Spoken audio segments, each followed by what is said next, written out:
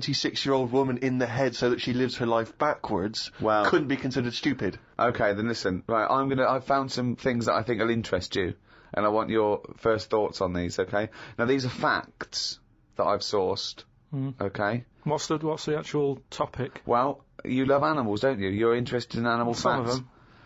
I don't love them. Some of them fascinate me and stuff, but a lot of them also get on my nerves. I don't know how an animal can get on your nerves. They just do. Sometimes you sort of just think, what are they doing here? What are they offering anyone? Right.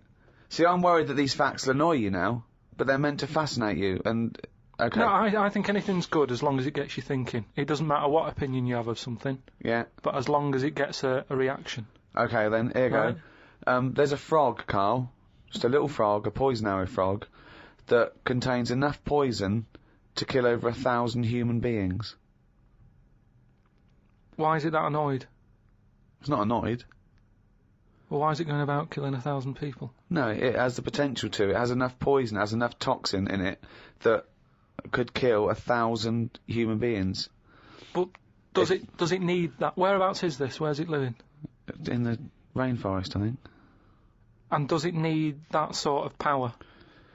Is it in that much? Is it getting threatened a lot? Is what I mean. Well, no, because it's saying, don't come near me, and it shows it with its colours. It's got the colours that say it doesn't want to be eaten. It doesn't want people to chew a bit, right, and go, oh, I'm an idiot. It's saying, look at my colours, don't eat me. You don't want to come near me.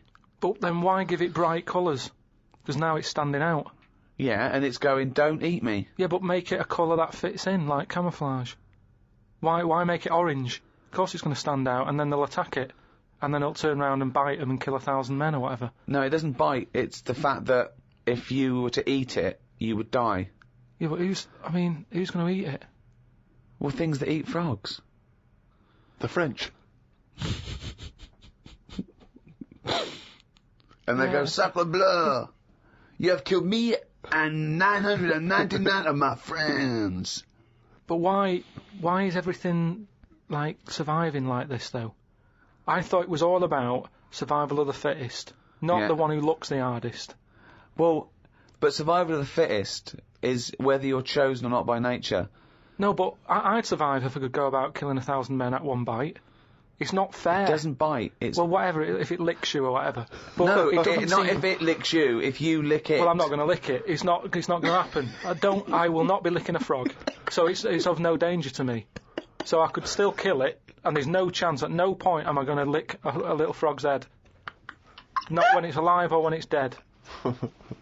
I love the fact it's all about you. It's all about how it relates to you. And he's annoyed that they're getting away with something. He doesn't like any sly animals. He doesn't like animals hiding. He wants them hide. He doesn't want animals killing things. Then he wants them to kill things. He doesn't know what he wants. When they say survival of the fittest, they don't mean that, say, lions have been working out in a gym. It means the fittest gene pool, and the fittest gene pool is a gene pool that's still around. That's all it is. Yeah, if it's here, it worked. I'm trying to explain to you the other day. A slug is as evolved as us. It's not, though, is it? It is. It's not. You think evolution is aiming towards Miles being away human? From where we are. What? It's nowhere near what we're like. But you're looking at it in terms of, this evolution has a will. It doesn't have a will. It's chosen or it's not chosen by nature. A slug got it right. A slug has got it as right as... What do you mean it hasn't? Well, what was it like before it got it right?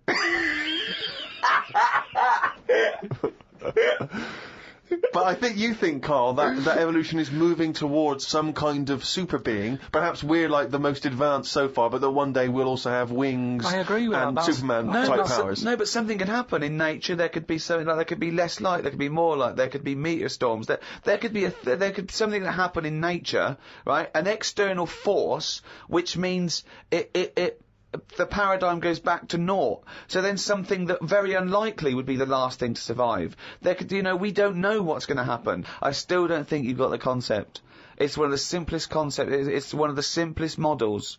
This is why Darwin's a genius. But you think that everything, slugs, cats, are all somehow, their ambition is to be like us, to be human, or to have the attributes like us, that they can speak, they can talk, they can think, they can act. Only because they don't. Yeah, but I only think that because when you see people with these pets, lizards, cats, whatever, they treat them like the humans.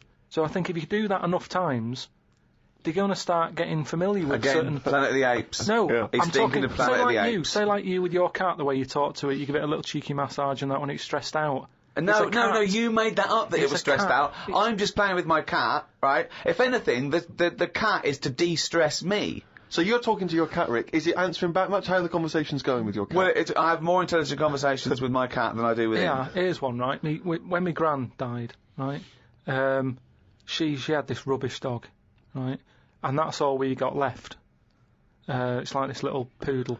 It was rubbish, right? Right. It was called Fluffy, and like my gran looked after it in a way that it was treated like a human. Do you know what I mean? Had a little coat on when it went out and all that. Anyway, so she died. We get left it. My dad's like, oh, bloody hell, right? Before you know it, only took about a month. It was a wreck. Because we weren't sort of bathing it the way she bathed it. We let it out if it wanted to go out. It got covered in oil. It used to go under the car and everything. So it went from looking like this fluffy, poodle to just being a bit of a wreck. It got hit by a car. It ran sideways like a crab and all that. In the course of how long? A month? Probably about two months or something. Yeah. Now, so it went from being over-treated to just being treated like a dog.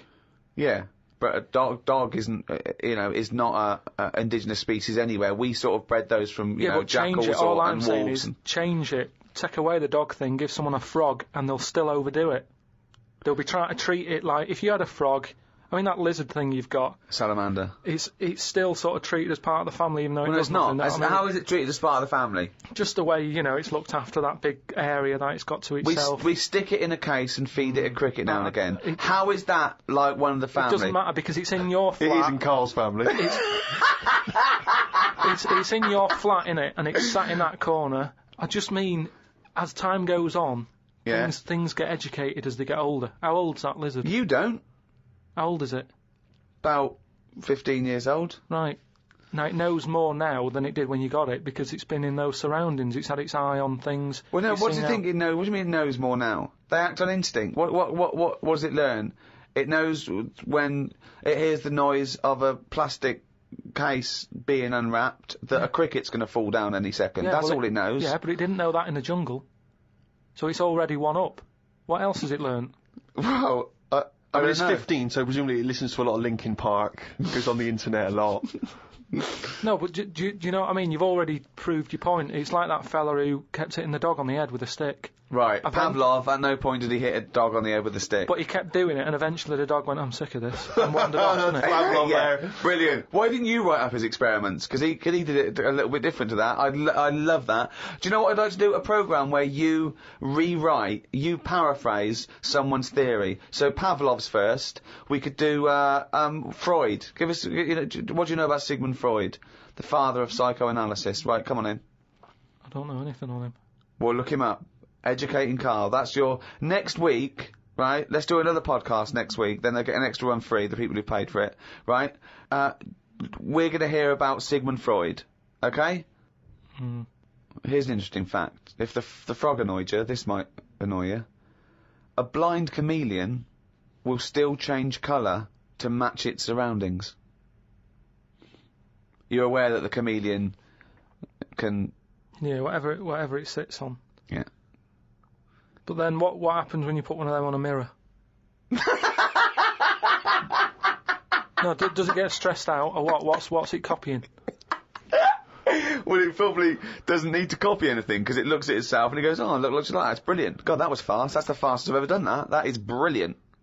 So they can go any colour, there's nothing, you can put them on anything, and they'll go to the thing. I don't want you to have a chameleon, because you'd just be trying to see what it could and couldn't Try and do. catch it out. I know, yeah. Pop it on some tartan. But again, say like the frog thing, right? Pop it on the telly. Yeah. Couldn't do it fast enough.